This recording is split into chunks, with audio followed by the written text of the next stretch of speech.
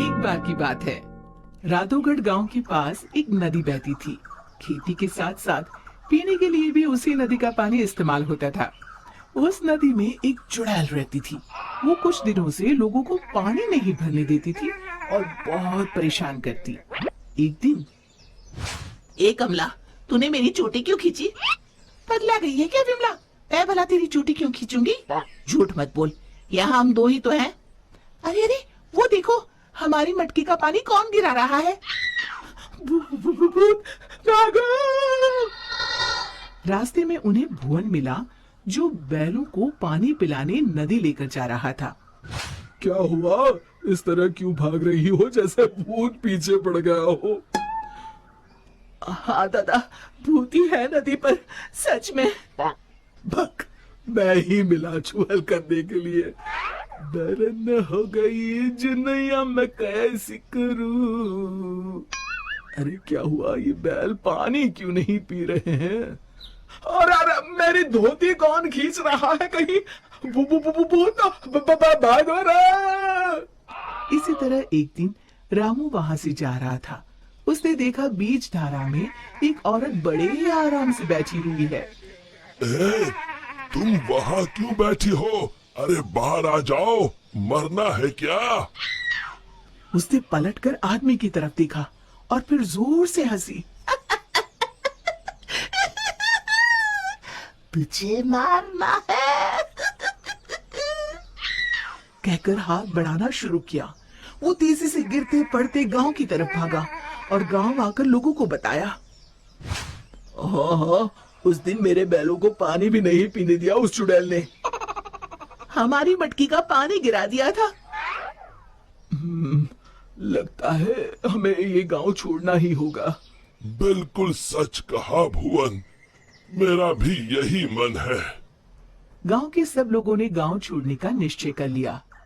भुवन बेटा, हो गई तैयारी? हाँ काका, हो ही गई समझो। हम्म। मुझे लगता है क्यों ना हम मुखिया जी के पास चले।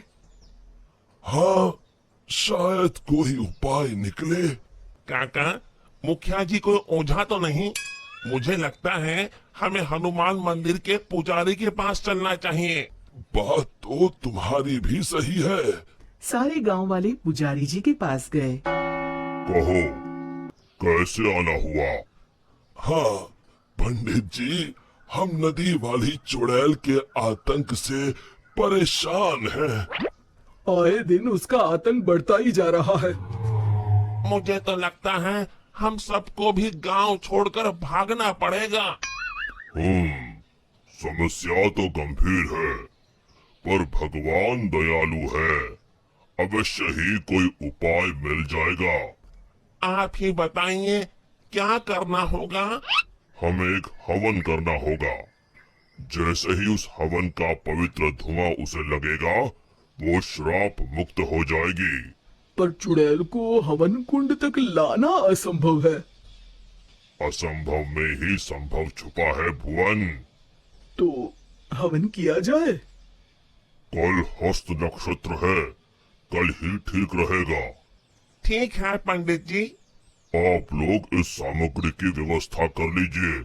मैं ब्रह्म मुहूर्त में वहाँ पहुँच जाऊंगा। हम सब भी पहुँच जाएंगे। हवन कुंड तैयार है। मैं जल लेकर आता हूँ नदी से। किसकी मौत आई है जो मुझे सोते ही जगाने चला आया?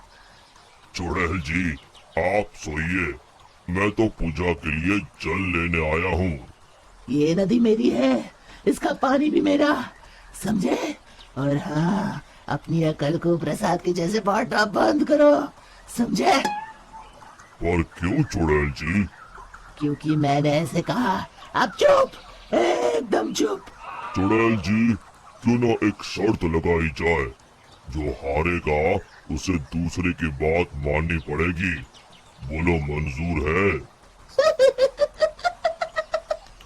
तुम साधारण गांव वाले मुझ जैसी ताकतवर चुड़ैल से शर्त लगाओगे? साथ लाओ। चुड़ैल जी, पहले शर्त सुन तो लो। जितना तो मुझे ही है, फिर भी बता ही दो। अभी हम यहाँ नदी पर हवन पूजन कर रहे हैं, आपको उसमें आना होगा। उसके बाद हम सब गांव छोड़कर चले जाएंगे। और नहीं आई तो ऐसे ही रोज तुम्हारी नींद में खलल डालेंगे। ठीक है, पर मेरी एक शर्त है, मुझे कोई मंत्र सुनाई नहीं देना चाहिए। मैं पूजा में भाग नहीं लूंगी। ठीक है चुड़ैल जी, आप बस वहाँ बैठिएगा। चलो। गांव वाले चुड़ैल को देखकर डर गए, पर पुजारी जी ने इशारा किया तो वो शांत होकर बैठ गए। जैसे ही पंडित जी ने आखिरी आहुति आग में डाली और धुआं चुड़ैल की तरफ गया, वो जलने लगी और जोर जोर से चीखने लगी। बचाओ, मैं जल रही हूँ, बचाओ, मैं बचाओ, मैं सबको खा जाऊंगी, किसी को नहीं छोड़ूंगी, बचाओ। धीरे धीरे उसकी आवाज शांत हो गई। सब लोग सोच रहे थे कि चुड़ैल जलकर राख हो जाएगी, पर ये क्या? उस डरावनी चुड़ैल की जगह पर एक खूबसूरत परी खड़ी थी। वो मुस्कुराते हुए बोली, मैं एक परी हूँ। एक शाप के कारण मुझे चुड़ैल बनना पड़ा। आज आपके कारण मैं शाप मुक्त हो गई हूँ। अब मैं परी लोग जाऊंगी। उससे पहले एक वरदान देना चाहती हूँ। मांगो, क्या मांगती हो? अगर कुछ देना है तो ऐसा वरदान दो कि इस नदी का पानी कभी न सूखे। तथास्तु कहकर परी उड़ गई। फिर सब खुशी खुशी रहने लगे। शिक्षा, समस्या की जड़ तक पहुंचे बिना हार नहीं मानना चाहिए।